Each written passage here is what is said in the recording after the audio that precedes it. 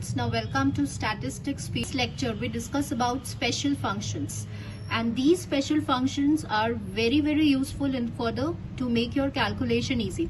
So now let's practice some of the questions which are related to special functions.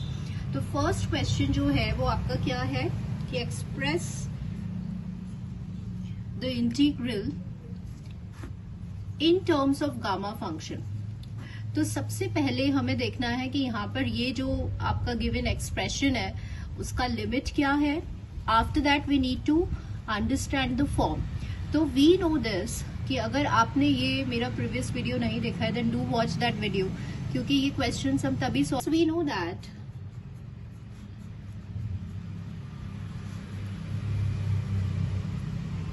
So students we know that कि ये जो expression है ये basically क्या है. इन स्टैटिस्टिक्स हमने इसको क्या पढ़ा था, this is a gamma distribution जो बाई पैरामीट्रिक है क्योंकि इसमें 2 पैरामीटर्स हैं. ठीक है, तो यूजिंग दैट प्रॉपर्टी ये एक फॉर्मूला होता है. अब इसको और इसको जब आप कंपेयर करेंगे तो यहाँ पे आपका जो a है on comparison we get a equals to half and what we get is lambda. तो यहाँ पे देखिए lambda must be expressed in lambda minus 1 terms. So first of all we need to express this x in terms of lambda minus 1, तभी हम इस फॉर्मूले को apply कर पाएंगे. So first we will express in this term. So what we did over here, आपने यहाँ पे -1 एंड +1 किया है. ठीक है, बिकॉज आपको -1 चाहिए तो आपने इसी टर्म को ऐड कर दिया और सब्ट्रैक्ट कर दिया. तो आपके पास क्या आ गया 11/2 -1. So now this is expressed in this formula. So once we compare तो a तो आपका क्या आ गया हाफ आ गया and what we get is a lambda. Lambda आपका आ गया 11/2. So once we substitute in this expression gamma 11/2 and this is a to the power of gamma. So this is a answer for this question. ठीक है, now moving on to the next question. Now suppose this is a question जो आपको evaluate करना है. सबसे पहले हम limit देखेंगे. इसका लिमिट 0 to infinity है एंड दिस इज ये जो फॉर्म है ये हमने पढ़ रखा है. And what is that form, this is beta distribution of second kind. Yes, but एक बार first we will write it down कि ये फॉर्म कैसा हो सकता है. So this could be of this form, but आपकी लिमिट्स बिल्कुल मैच कर रही है इस फॉर्म से. x की पावर m-1 होनी चाहिए तो वो हम यहाँ पे बना देंगे, -1 करेंगे एंड +1 करेंगे. But here the variable should be x only, मतलब जो वेरिएबल यहाँ पर है वही वेरिएबल यहाँ होना चाहिए. Now it is 2x. तो what is creating the problem in evaluation. So problem क्या है, 2x यहाँ पे प्रॉब्लम है. ठीक है, यहाँ पे x का जो कोएफिशिएंट है it should be 1 over here, but यहाँ पे x का कोएफिशिएंट 2 है.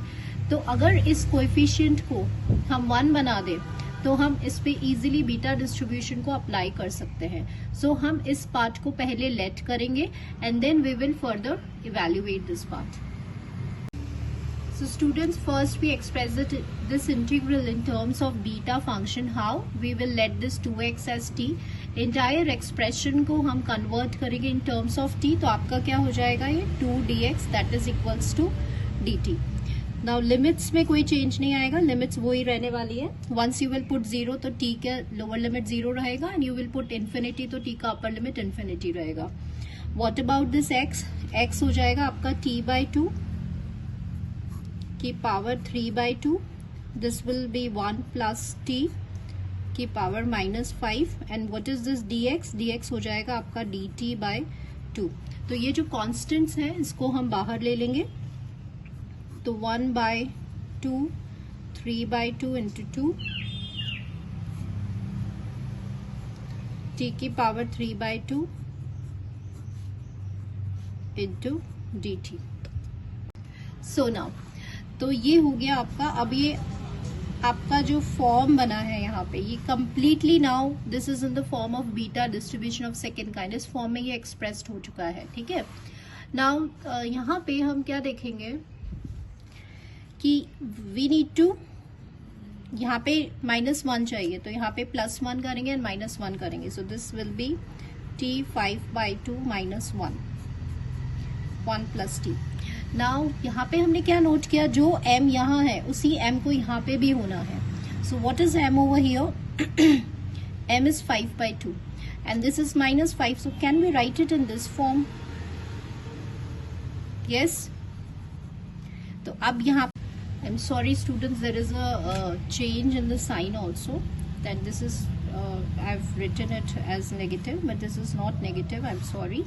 This is positive sign. So now 10/2 हो गया, तो ये वापस 5 आ गया. अब आप देख रहे हैं ये m और ये m यहाँ पर सेम है. If it is same, so this will be equal to beta m comma n. So how we can express this?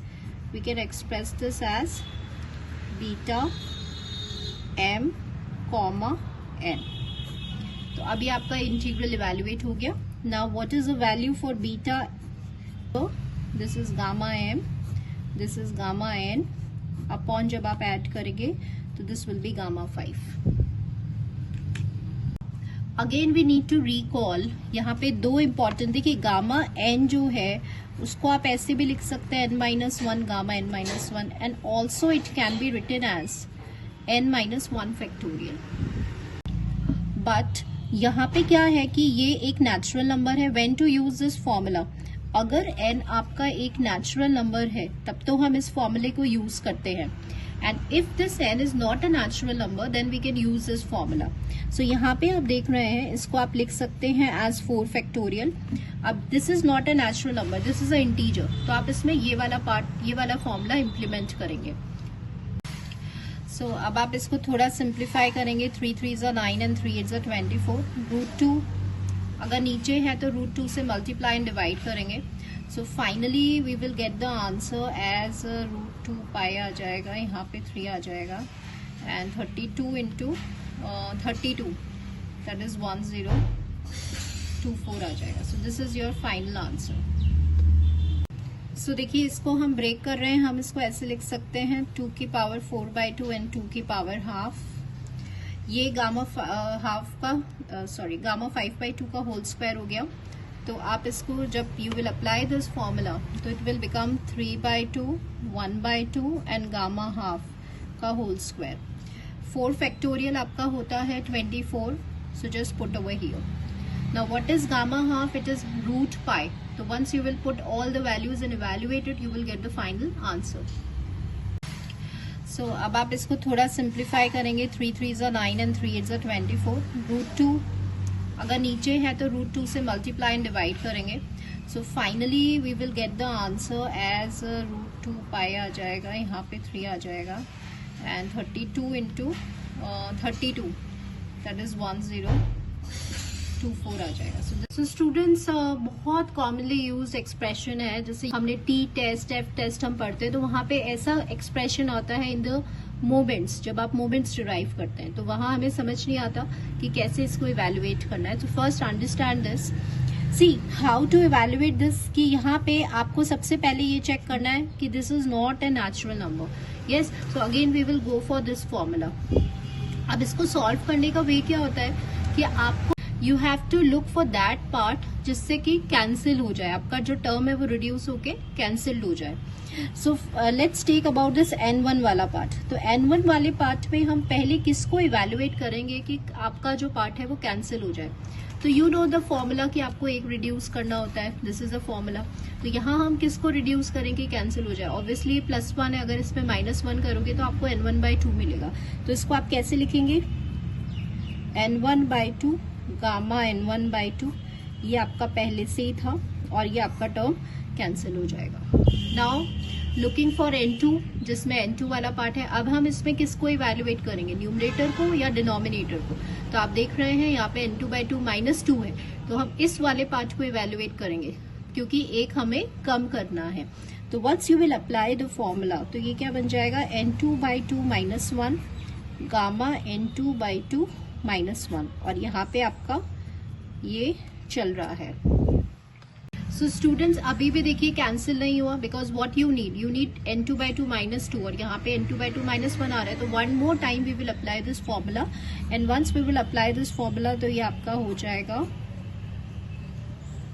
-2 and this is -2. तो नाउ अब ये रिड्यूस फॉर्म में हो गया. Now this cancels out. So this is how we solve this. I am sorry, I have written over here, ये हमने extra लिख दिया. So this is how we have simplified this entire expression.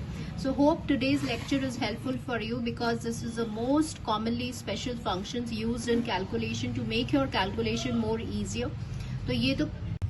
So stay connected and to the channel, and share the video to maximum students. So thank you students for watching the video.